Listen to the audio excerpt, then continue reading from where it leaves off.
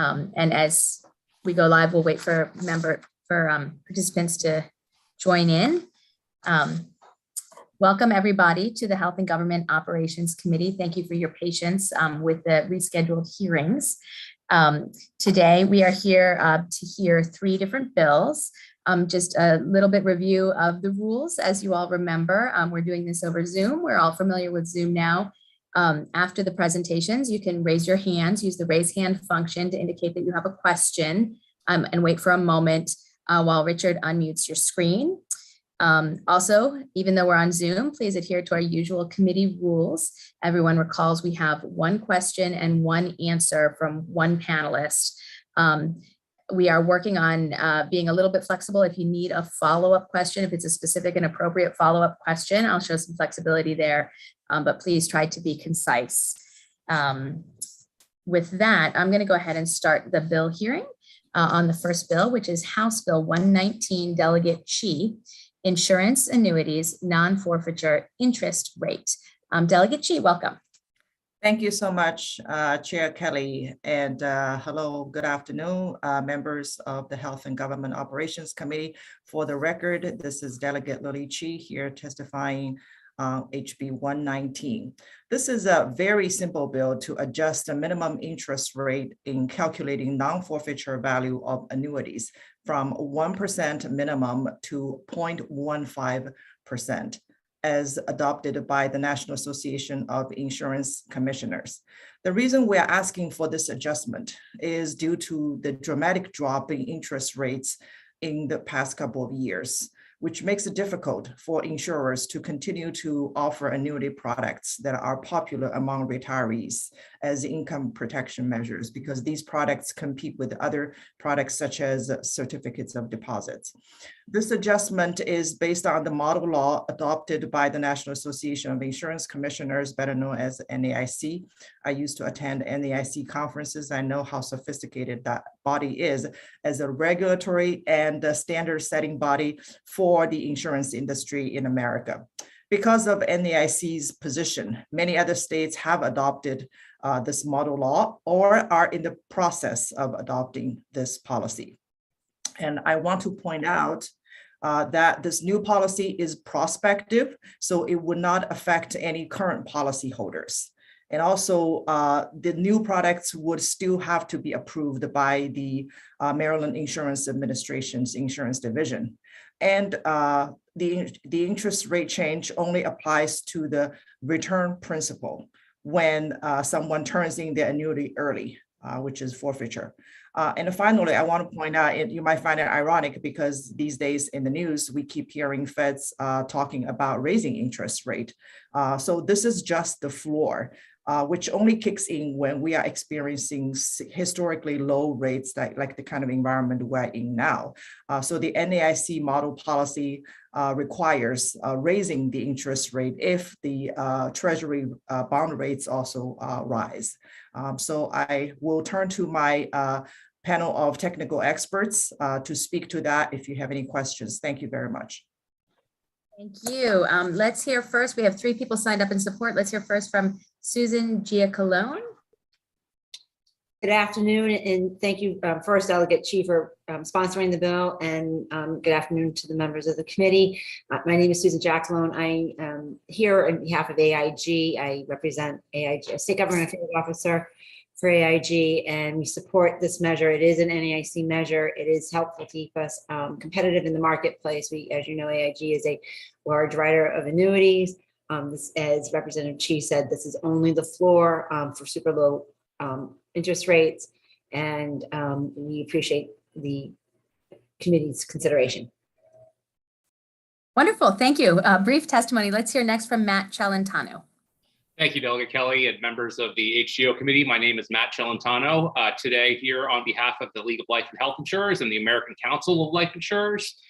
Thanks, Delegate Chi, for sponsoring the bill, and also she did a great job of presenting the policy change, so this shouldn't take long. But as you heard, House Bill 119 is a change to the statutory minimum non-forfeiture rate for deferred annuities that will support the continued health of a strong deferred fixed annuities marketplace while striking an appropriate balance between the needs of consumers and the needs of insurers in a sustained low interest rate environment. It has been a weird couple of years. As you might have known in the last few years, and especially since the pandemic began, market interest rates have fallen so low as to render unrealistic the old statutory rates that insurance companies were required to use in determining the amount to return to contract holders. So the NAIC, in their infinite wisdom, in December of 2020, determined that this threatens the availability of annuity products to consumers and recommended the model change you see before you today. So instead of continuing, I will pass it over to a friend of mine, Brian Bairley from ACLI, who is a national expert on annuities, who should be able to give you any more context and answer any questions that members might have. Thank you very much. Let's hear next from Mr. Brian Bairley. I think Matt pronounced it Bairley. You got it. Thank you, Delegate Kelly and the members of the committee for the opportunity to speak with you today.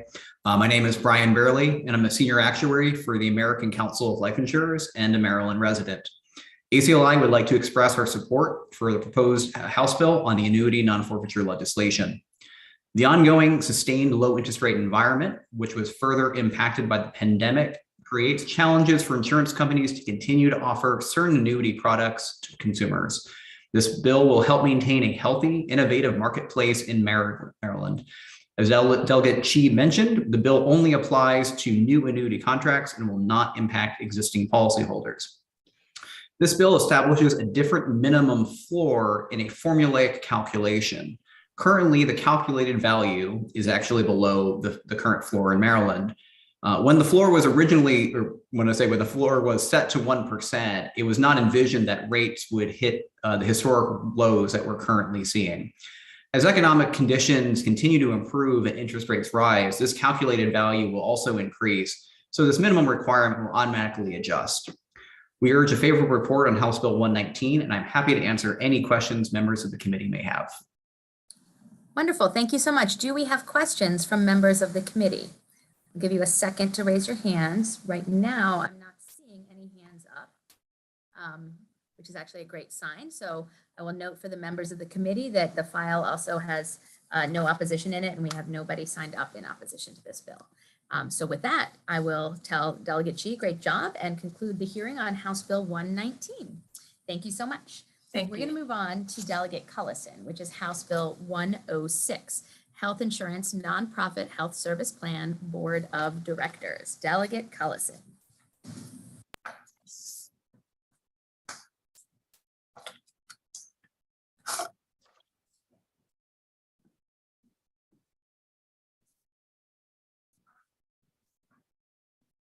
I know we have Delegate Cullison because I saw her a minute ago.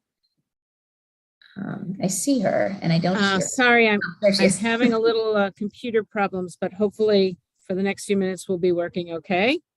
Thank you, Madam Chair. Good afternoon. Thank you, Chairman Pendergrass, Vice Chair Pena-Melnick, for the opportunity to present HB 106 to you today. I am here today because, as you know, I believe that the boards that work on behalf of our implementation of policy should be effective in their mission, should be efficient, and have the right people at the table to accomplish that mission. And that's what House Bill 106 does for the Care First Incorporated Board. There is an amendment in your packet that addresses the number of consumer voices, and that amendment is in response to a concern that was raised by the AG's office. The entire bill can best be explained by the current chair of the board, Dr. Charlene Dukes. Dr. Dukes was first elected to the Care First Board in January of 2016 and began her term as chair this month. She has led an impressive career in public service in many leadership roles, including as the president of the Maryland State Board of Education from 2012 to May 2015. In August of 2021, we were happy to welcome her to Montgomery County as their interim president of Montgomery College. So with that, I cede the rest of my time to Dr. Dukes, who will better explain the bill. Thank you. Thank you so much, Delegate Cullison, for your support of this bill. Thank you, Delegate Kelly, and the members of the committee. I am delighted to be here on behalf of Care First, Inc. to talk about why we're asking you to support this amendment that amends the existing Maryland Insurance Code. It modifies the number of positions on the board of directors to between 11 and 23. I would tell you just 2 short years ago, we had 37 members on the board, and we have, through attrition, moved that number down to 29. It is always our hope to serve the residents of the 3 jurisdictions and particularly Maryland, in the best way possible with the mission that Care First has. And in order to do that, we need legislative remedy to decrease the size of the board to, again, between 11 and 23. It will allow us to operate more effectively, more efficiently, and certainly get down to the business of governing and decision-making. It is no secret to all of you that we have several regulatory boards in the state of Maryland, and the maximum number on those boards is 10. So we believe by reducing the number of the size of the board and staying true to the rigorous board requirements that are set forth in the insurance article, that we can better serve the residents that we serve through our mission of providing equitable healthcare services to the residents of Maryland. So I do know we have 2 other colleagues who are with us today, and I will cede my time and will be prepared to answer any questions that you have. Thank you so much, Dr. Dukes. Let's hear next from Maria Tilden. Thank you. Thank you, Delegate Collison, and appreciate the opportunity to present today. I think Dr. Dukes, our chair of the board, has covered it quite effectively. We have worked diligently with external consultants and done a market scan to better understand where other boards of like-sized companies in the region stand in terms of membership. We are an outlier, and are looking forward to the opportunity to create a board that reflects the appropriate size and expertise that can allow us to navigate a very, very aggressive and transformative healthcare market. So I will, I'll in my comments there, and again, urge a favorable report out of committee. Thank you so much. Next up, we have Kathy Grayson. Thank you so much, Madam Chair. Kathy Grayson with Care First Blue Cross Blue Shield, and defer to the wonderful comments just made by my colleagues. I'll just add, though, that the amendment proffered by the AG we consider a friendly amendment, and we've actually drafted language for Delegate Collison in that regard. So we would urge a favorable report, and we certainly do not object to that addition. Thank you. Excellent. Thank you for that. And finally, Matt Celentano. Thank you, Delegate. Matt Celentano, still on behalf of the League of Life and Health Insurers of Maryland, in support of House Bill 106. The statutory change is needed for a nonprofit health service plan in the state to implement changes recommended by their board to improve efficiency and nimbleness, and to enhance their board composition to better reflect Care First's mission in the state. So we urge a favorable report, and thank you for the opportunity. Wonderful. Thank you. So do we have questions for this panel from the members? I'll give you a second to raise your hands while I do. Delegate Johnson. Thank you, Madam Chairman, and thank you, panel. Whoever's best to answer the question, can you tell us about when the board was expanded and why? If I could, Delegate Johnson, turn that to Maria Tilden. Thank you for the question, Delegate Johnson. The Care First board size was created by statute in the early 2004, and also reflects the requirements for our 2 affiliate boards in Maryland and the District of Columbia.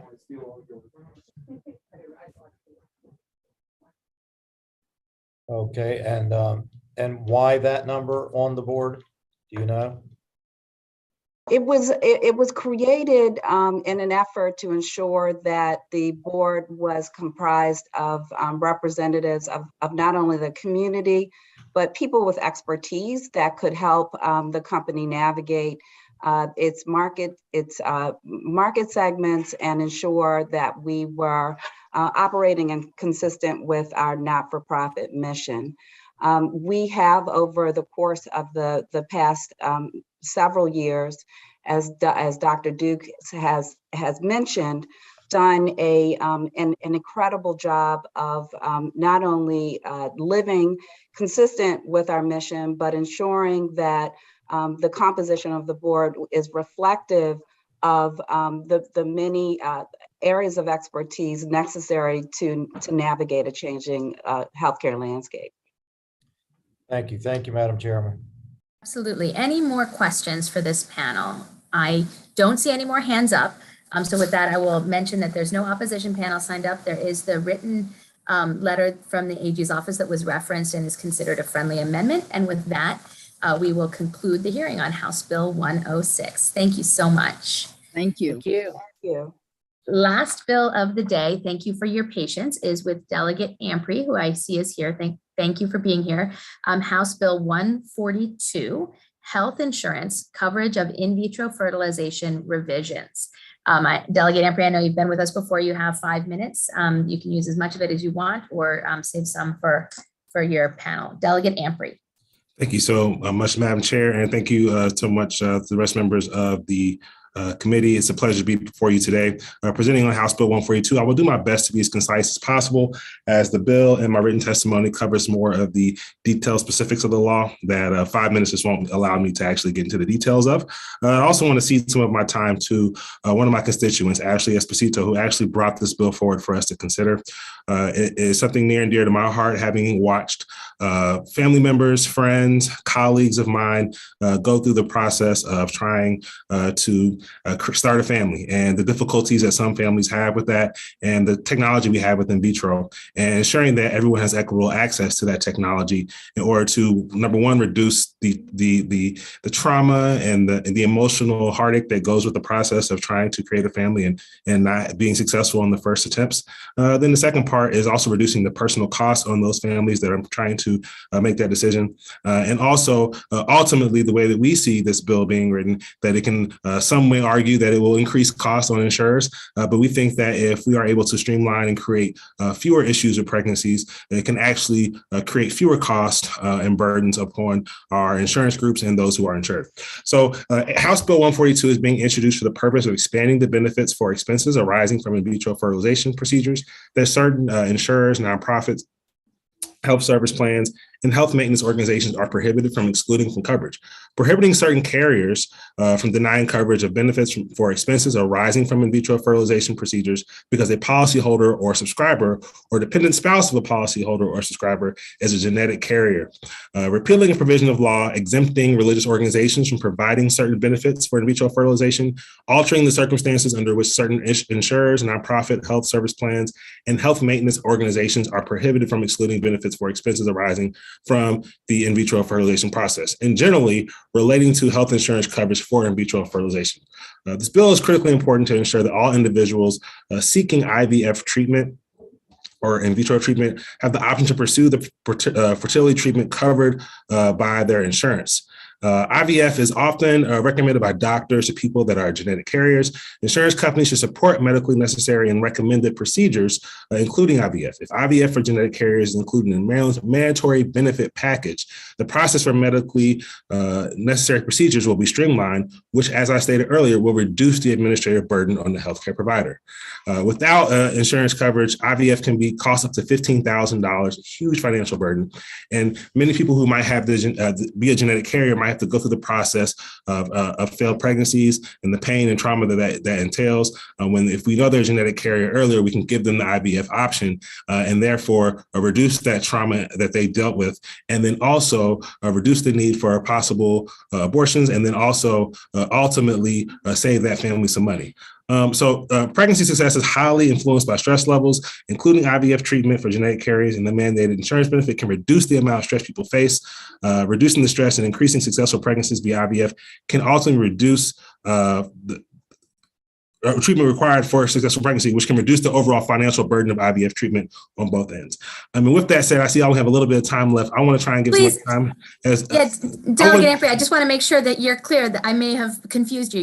Ms. Esposito is signed up for 2 minutes of her own time as well. So any extra time, you would just be giving her extra time. That's I'm trying to give her an extra minute. That's all. Okay. So what we want to ensure with this, I'll summarize it. we want to make sure that those people who are genetic carriers that are more likely to have difficulty with the pregnancy are able to seek out IVF treatment earlier in the process because of their genetic situation. And then that way we can reduce the need for them to go through the trauma of difficulties with their pregnancy. And my constituent can give you more details on that. I asked for a favorable report on the bill, and I cede most of the rest of my time to Ashley Esposito. Wonderful. Thank you so much. So we'll call up Ms. Esposito, and Richard, let's make sure, even though it's a 2-minute clock, she obviously has 3 minutes. Thank you. Ms. Esposito. Thank you, Madam Chair and HGO Committee. I really appreciate you guys listening to this bill. In 2017 and 2018, me and my husband were pregnant and had no idea that we carried a disease at all. We ended up losing both babies to a condition called Fraser syndrome. Like our family, many families don't know that they carry anything unless there's a family history. And me and my husband were literally like 1 in a million chance of finding each other with this very rare disease. And so like, we weren't sure what to do because technically any type of like natural pregnancy for us, we would have had a 1 in 4 chance of this occurring again. And we were already 2 for 2. With other conditions, they have a 50-50 chance of having an affected baby. And these aren't like minor conditions, like ours, for example, there's missing organs. There's no, yeah, I don't want to get into like the details of it, but it's very traumatic just to be in that position. And so we were very relieved when our geneticist said that we could go through the IVF process and that we could actually test the embryos in advance to know for a fact at, I think, a 98% accuracy that they would not carry Fraser syndrome. And so for us, that was a huge deal because we were at the point where we weren't going to try anymore. We already have 2 urns on our mantle. And so that's why this bill is so important. There's so many families that probably have urns too. And in order, like if this were to pass in this state, at least, it would ensure that other people don't have to go through this. We were already paying $1,400 a month for our health insurance. So we had the coverage. So it's also important for them to treat IVF as a full process and not chip away at any part of it because of pre-authorization. In my second cycle, I had to get a different shot because my body would have if I would have taken the normal shot, I would have ended up hospitalized because the way my body was responding to the treatment. And had I not had the $200 to afford that shot, the whole cycle would have been thrown out and the whole process would have been for nothing. Yeah, so now I finally have a son through IVF, who is one of our few embryos that is genetically tested. And so I just want to make sure that other genetic carriers have a clear pathway to treatment and start families and, not have to go through this heartache unnecessarily. Thank you. Thank you, Ms. Esposito, for coming here today and sharing your story and for trying to help others. Do we have questions from the members of the committee for the sponsor or the witness? Delegate Cullison.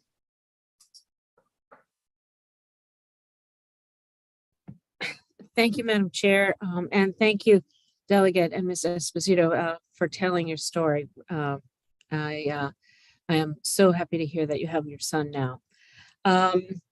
Delegate, are you familiar with the current mandate, which says that a couple can try if the couple tries for a year to have a child and is unsuccessful, they become eligible for IVF? And so what your bill would do is sort of expand that mandate. Mm-hmm. So I wondered if you'd had conversations with the Maryland Healthcare Commission around the premium impact of this kind of expansion. And I also wondered if you had worked with any physician or provider group that talked about how the testing works and how they would advocate for this kind of coverage. Yeah, so the first thing I'll say is I'm a lawyer, not a doctor, so I'm not as well versed in this arena. I went to law school and avoided medical school. My mother's still upset about that decision, but she'll be okay. But ultimately, I have have had some conversations with insurance providers. We have some conversations lined up to have with some physicians and so forth. And I understand that the previous the mandated benefits change, the changes that have happened in the past. But ultimately, I think that the thing that my constituent made clear, and I offer her the opportunity to expand too. She's become somewhat of an expert on the area. The issue is if we're requiring people to try for a year, and we already know that they possibly have this disorder, we're really asking them to take a large risk that could be detrimental to the mother's health, to the baby's health, and ultimately, when you think about I had a daughter during the pandemic, and I was freaking out just because I was having a daughter during the pandemic. I can't imagine what it's like trying to have a child, knowing that you have a genetic disorder that would allow for you to have some health issues, and to request that people do that first when we know there's something on the table that can reduce the possible harm. I think it's something that we should explore. And if, I think that the amount of people who have the disorder, the genetic disorder, and the amount of individuals that would be in a position where they would be trying to have a child this way, I think it's such a small amount of people that it's not going to have the impact that insurance carriers are worried about, that I've already spoken with. I understand their concern, but I think on the other end of the argument that I will also highlight is just, if we know people are more likely to be harmed if they go through the process of trying to get pregnant on their own, like that also adds a more cost burden to our insurance carriers, right? We know that one of the biggest, it's going to add more. So I'm still in the process of hearing people out on different ends, and I'm always open to, to figuring out how we can make this bill work in a way that we are still achieving our goal of making it so that we are reducing the trauma and pain on families, but we're also not creating a huge burden on other families in the form of insurance costs. So I think there's a place where we can arrive at that, and I'm happy to work with those in the subcommittee and figure out how we can get there. And I'll let Ashley, if she wants to add more to those. We have one question, one answer. So okay, I'm sorry. Okay. No, it's okay. Okay. So, Delegate Cullison, does that answer your question? Yes. Thank you very much, Delegate. I look forward to working with you in the subcommittee. Thank you so Excellent. much. Delegate Kipke, followed by Delegate Hill. Delegate Kipke. Thank you, Madam Chair, and thank you, Delegate, for your bill. I appreciate the effort to help parents, find successful pregnancies. And I do have a question for you, though. In the testimony, there's opposition referencing the elimination of protections for bona fide religious beliefs. So I assume that means this bill, if it were passed, would force Catholic hospitals to extend the benefit of IVF to their employees, even though it violates their bona fide religious beliefs. So I just wanted to check to see if that was your intent, and then I'll ask my follow-up now to save everybody time. There have been cases that have gone to the Supreme Court that relate to this type of thing. And have you sought out any legal advice as to whether this would be a violation of their constitutional rights, considering the fact that there have been a lot of litigation that has ended up throwing out bills like this to protect religious freedoms? Yes, so I understand that I do understand that the bill would create a situation in which certain religious organizations would be asked to take on this responsibility of providing this IVF treatment. I am open to continue having that conversation. At the end of the day, the goal of this legislation is to create an opportunity for there to be more families and for there to be less harm perpetuated on people. And I think that as far as the constitutional question, I have set up a meeting, or we're in the process of setting a meeting with the Attorney General to figure out what the constitutional issues would be there. But I'm happy to follow up offline with more of that conversation. At the end of the day, the goal here isn't to put more of a burden on any organization or group. The goal here is to release the burden on families. And that's what I want to have happen. And I think there's a way we can make that happen, and I'm happy to talk about it later. Thank you. Thank you. Next up is Delegate Hill, followed by Delegate Kerr. Delegate Hill. Thank you very much, Madam Chair, and thank you, Delegate Ampry, for this legislation. And I want to thank your witness for sharing her story and advocating so strongly. It seems to me, and I have some experience in legislation to modify this law. And I guess the question is, it seems like you have three components here. One component is to have people or couples who have this genetic risk to their youth or carriers to be included in people who are eligible for the benefit. And I think you've made a very cogent argument for that. The second is that you're trying to require that for all people covered under IVF, not just the carriers, that all aspects of IVF be covered. And our current law excludes certain portions of that. And then the third is what Delegate Kippy just referenced. What I'm asking is it important enough to you to get the first piece that you might be willing to let the other two go? Because I think you're right, there are very few folks who need the service, but when you ask us to try and expand coverage for all aspects of IVS across the board, that's a much bigger lift than including another group in what's covered now. Yeah, so I'll answer that. Look, at the end of the day, I'm happy to talk to a doctor about this. So that's, first of all, I'm happy.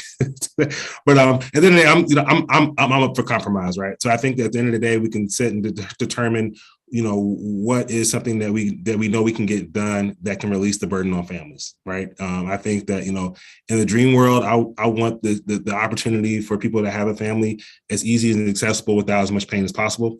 So I think that's, if I can get all three, that'd be great. But, I think that I will be willing, because this bill was brought to me by the constituent who provided her testimony, Ms. Esposito. I would love to, have the conversation with her and move forward with determining what is, the best way to ensure that we are releasing the burden on someone. And I think the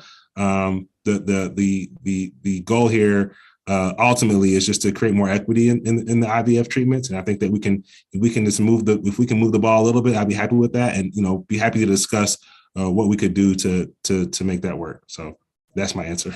Okay, thank you very much. Thank you. Absolutely. Delegate Kerr.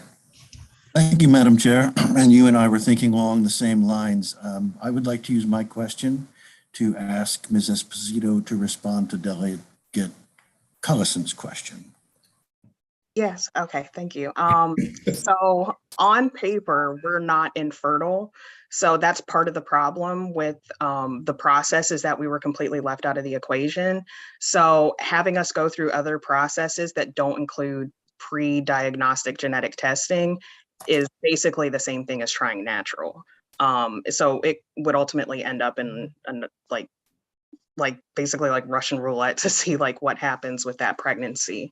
So that's why it's super important. And as far as the religious freedoms, not providing care, there's several people in my groups that also are genetic carriers of deadly diseases who are devastated that they don't have coverage under their insurance plan because of religious reasons, because ultimately these conditions don't discriminate. They don't care if you're a Christian, if you're a Muslim, or non-religious. So I would encourage everybody to take that into consideration, that this is a very, like what Delegate Ampry said, it prevents a lot of families from all different backgrounds from having to go through this heartache. Thank you. Delegate Rosenberg. Thank you, Madam Chair.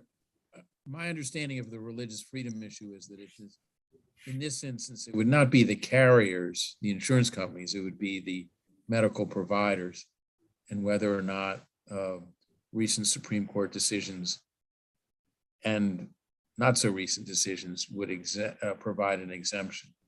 But that's something the sponsor said he was willing to discuss with us and with, if I heard correctly, and with the Attorney General's office. Thank you.